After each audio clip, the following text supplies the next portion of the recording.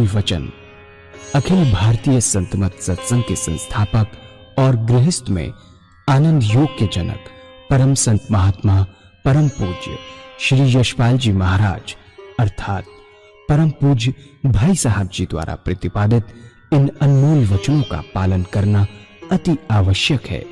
ये वचन हमारी गृहस्थ आध्यात्मिक साधना के लिए मूलभूत सिद्धांत हैं, जो इस प्रकार हैं। हम दुनिया की हर चीज की कीमत आंकते हैं, अपने मानव जीवन की कीमत भी जाने व परमात्मा की प्राप्ति हेतु साधना करें।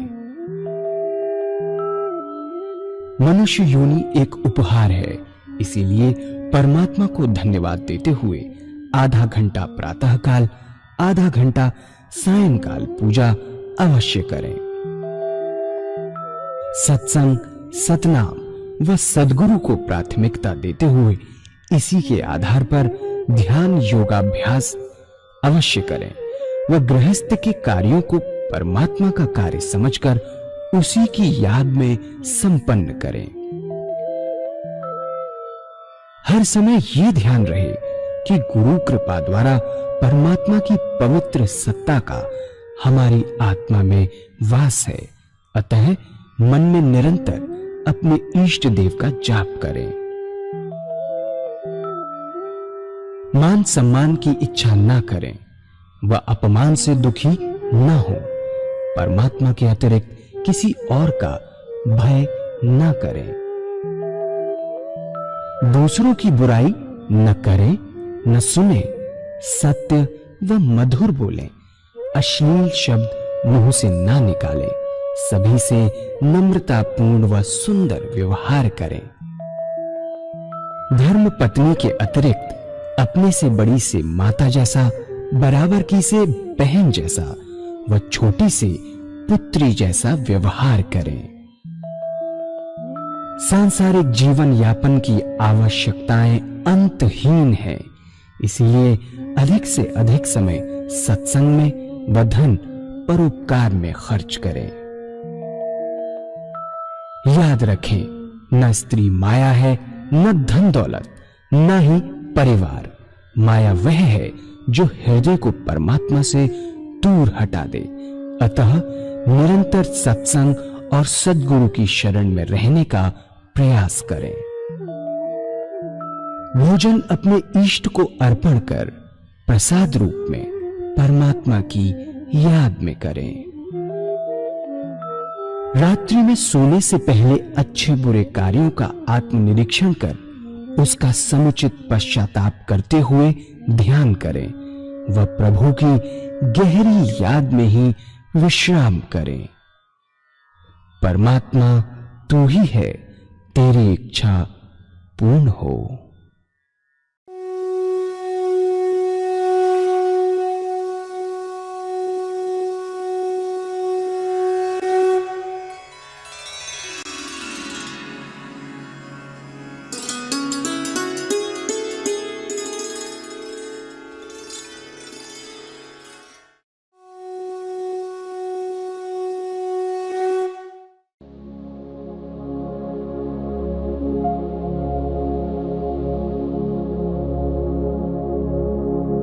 जय सद्गुरुदेव जय पद शरणम श्रेयस्वरूप चरणों शरणम।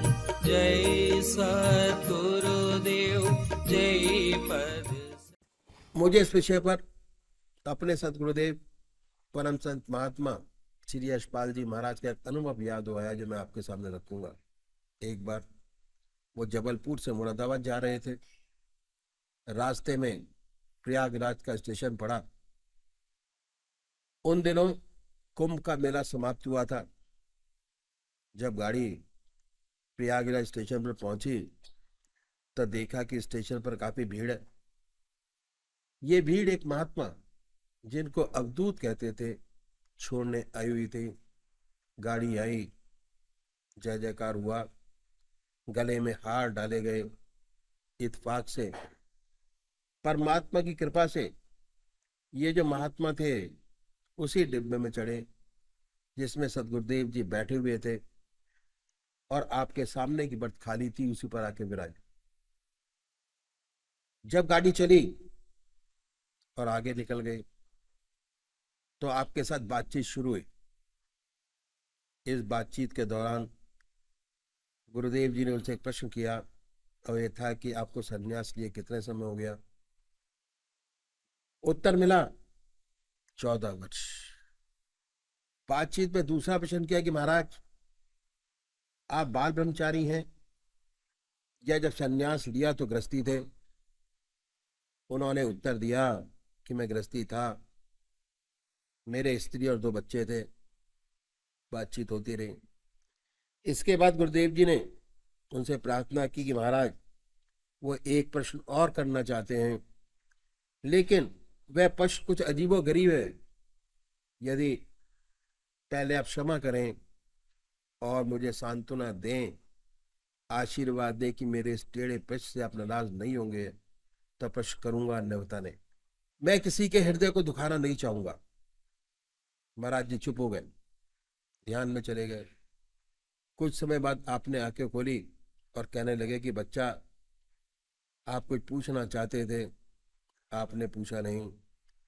फिर आपने अपनी बात दोहराई कि आप वायदा करें कि इस टेढ़े प्रश्न से आप नाराज नहीं होंगे, तभी प्रश्न किया जाए, अन्यथा नहीं। बोले पूछो, नाराज नहीं होऊंगा। तब गुरुदेव जी ने तीसरा प्रश्न किया और ये था कि क्या अभी भी आपको अपने बीवी बच्चों की याद आ जाती है? यह प्रश्न सुनकर वो खामोश हो गए और ऐसा प्रतीत हुआ कि ध्यान में चले गए। 10 मिनट बाद आपने आंखें खोली और कहने लगे कि बच्चा सत्य यही है कि आज भी मुझे अपने बीवी बच्चों की याद आ जाती है, और खास तौर से जब मैं अपने गांव के पास से निकल जाता हूँ, जहाँ का मैं रहने वाला हूँ, तो ये याद बिल्कुल ताज़ा हो जाती है। ये मेरी स्त्री, ये मेरे बच्चे, ये मेरा खेत, ये मेरा मकान। अब बच्चे बड़े हो गए, उन्होंने काम काज संभाल लिया।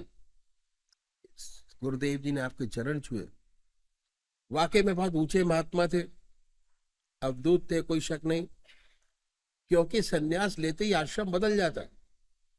ना उसका कोई बीवी, ना उसका कोई बच्चा, ना उसका कोई खेत, ना उसका कोई मकान। शरीर से त्याग हो गया, लेकिन मन से त्याग नहीं हुआ। मन से त्याग करने में बड़ा समय लगता है। दूसरी बात और भी है कि त्याग का बड़ा अहंकार होता है। हम गृहस्थी लोग कभी कभी संसार से दुखी हो जाते हैं और अपना दुख सन्यासियों के पास जाकर कहते हैं कि महाराज हम दुखी हैं। मन में शांति नहीं, मन में चैन नहीं। कोई उपाय बतलाइए कि मन को शांति मिले। और ये उपाय भी बतलाते हैं, कहते हैं परमात्मा का ध्यान करो, उसी से सच्चा सुख और शांति मिलेगी। और हम गृहस्थी लोग करते भी है, लेकिन नहीं हो पाता। जब नहीं हो पाता, गृहस्थ में परेशान हो जाते हैं, तब मजबूर होकर चले जाते हैं। प्रश्न करते हैं कि महाराज बनता नहीं, प्रश्न तो करते हैं, क्या करें? लेकिन ध्यान तो होता ही नहीं, मन नहीं मानता। तो अक्सर सुनने में आ जाता है कि भाई ये रास्ता सन्यासियों का है, आप तो गृहस्थी हो। तो सन्यास में शुरू शुरू से भावना पैदा हो जाती है कि हम कुछ श्रेणी में ऊपर हैं और सर्वसाधारण मनुष्य कुछ अलग है। सूक्ष्म अहंकार अंदर ही अंदर पैदा हो जाता है। जहां अहंकार है वहां परमात्मा नहीं।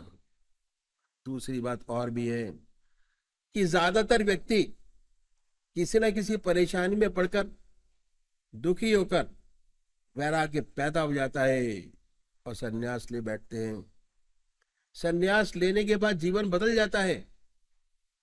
सन्यास के अपने यम नियम हैं, कठोर तपस्या, ब्रह्मचर्य, आसन की सिद्धि, प्राणायाम। बहुत से लोगों से तो ये बनता नहीं। जिनसे बनता है वे कठोरता से अपने मन को साधते हैं।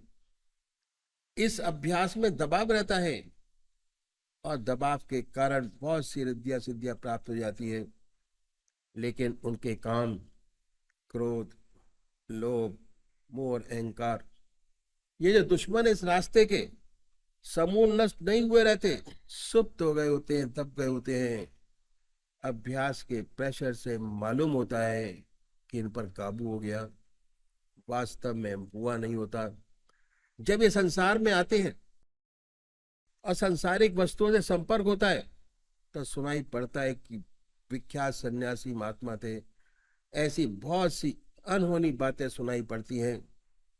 और वजह यही है कि जब तक परमात्मा की सच्ची प्राप्ति नहीं हो जाती तब तक काम, क्रोध, लोभ, मोह और अहंकार से छुटकारा नहीं मिलता।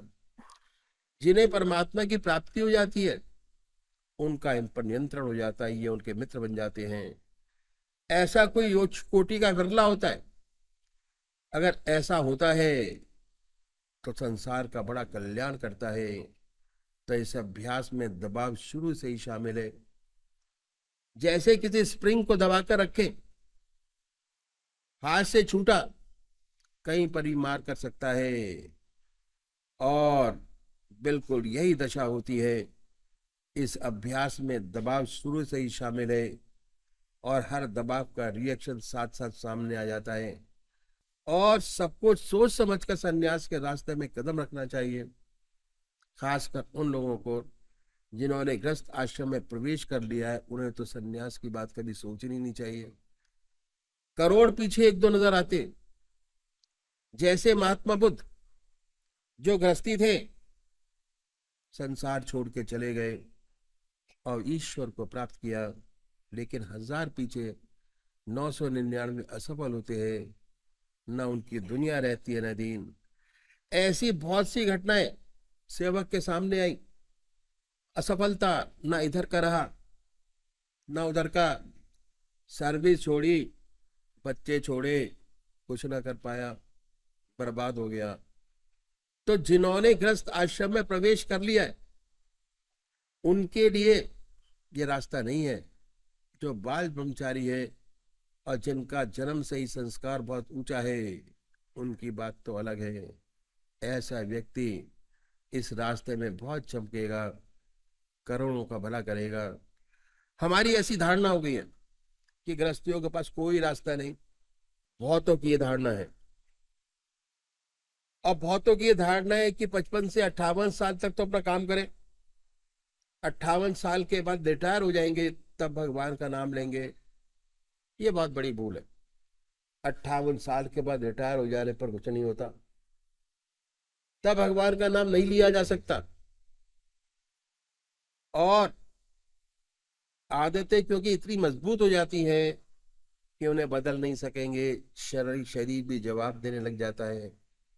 आप बैठ नहीं सकेंगे, ध्यान करने की बात तो अलग रही। तो ये भावना जो हमारे अंदर आ गई है बड़ी गलत है। और अधिकतर लोगों की ये भावना है कि 58 साल के बाद पूजा पाठ करेंगे।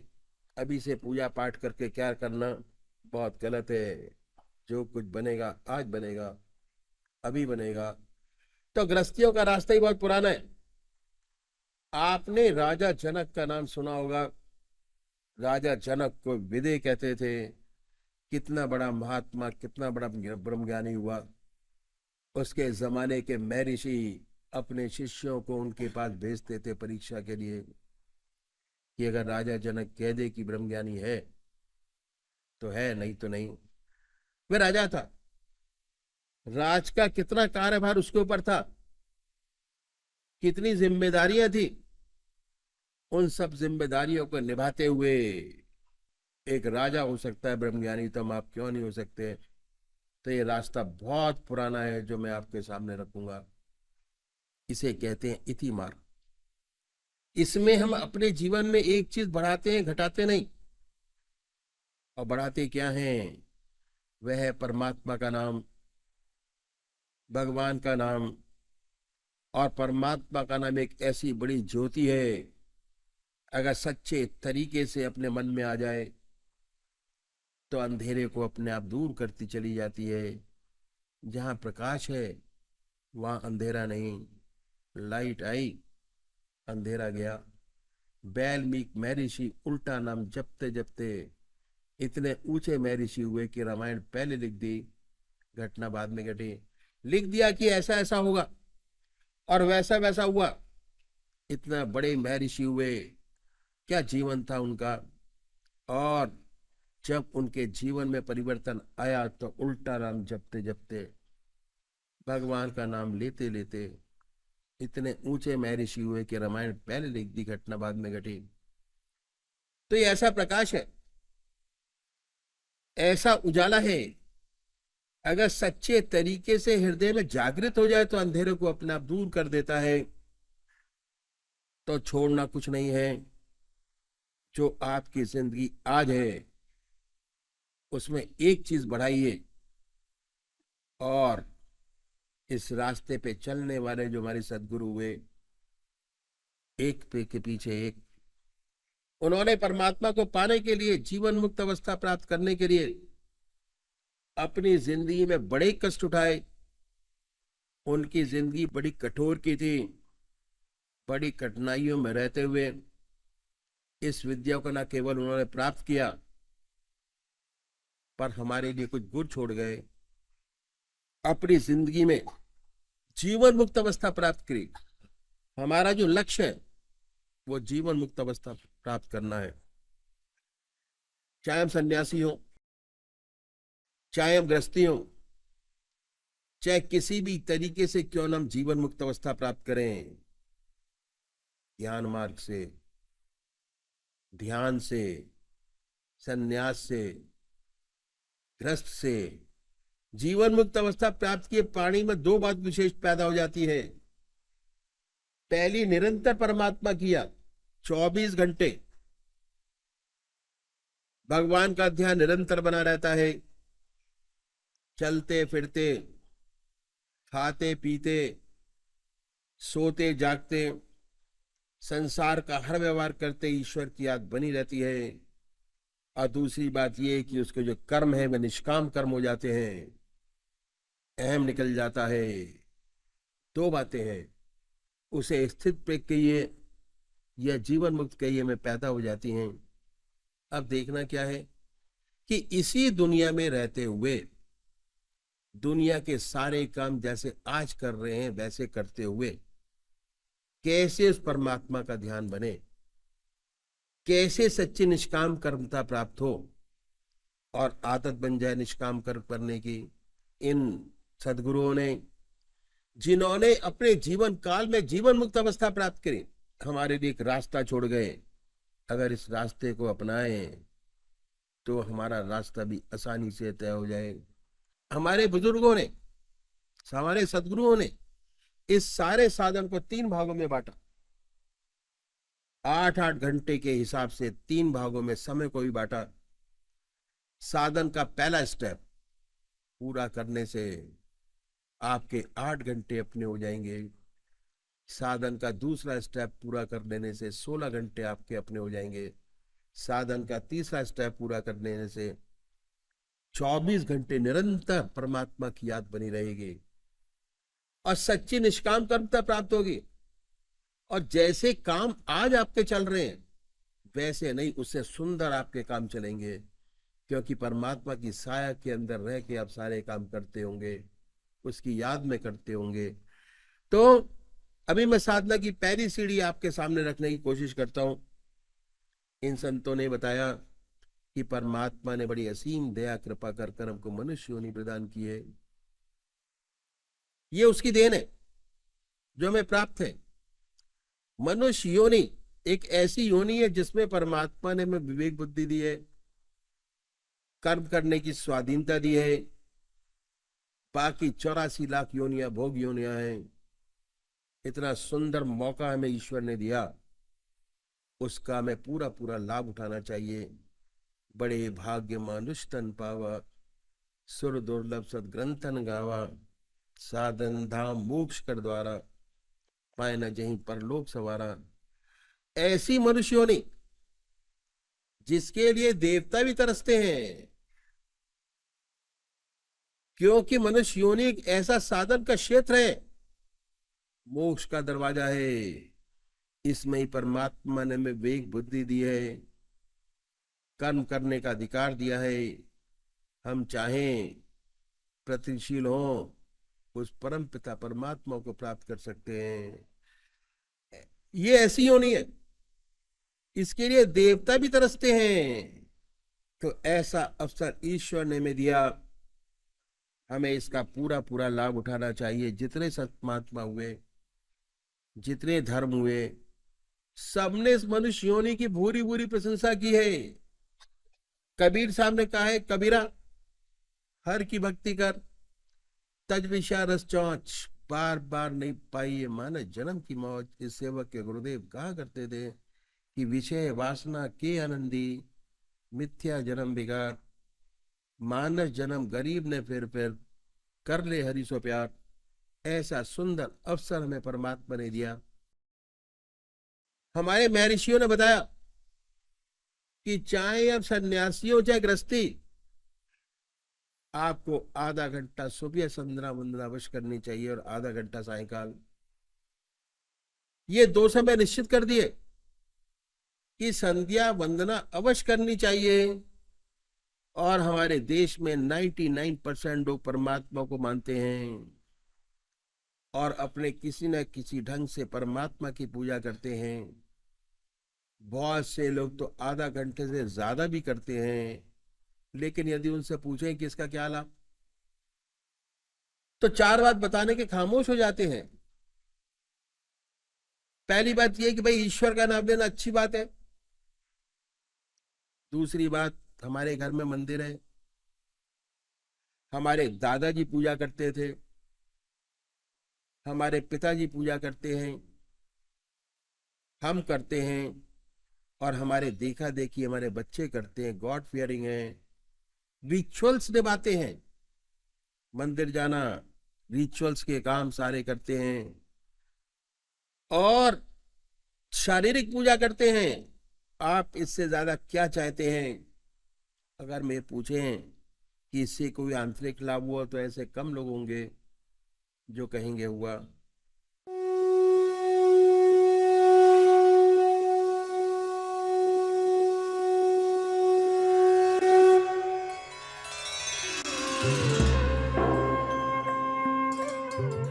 ध्यान योग के कार्यक्रम आनंद योग से निशुल्क जुड़ने के लिए संपर्क करें 9810239677।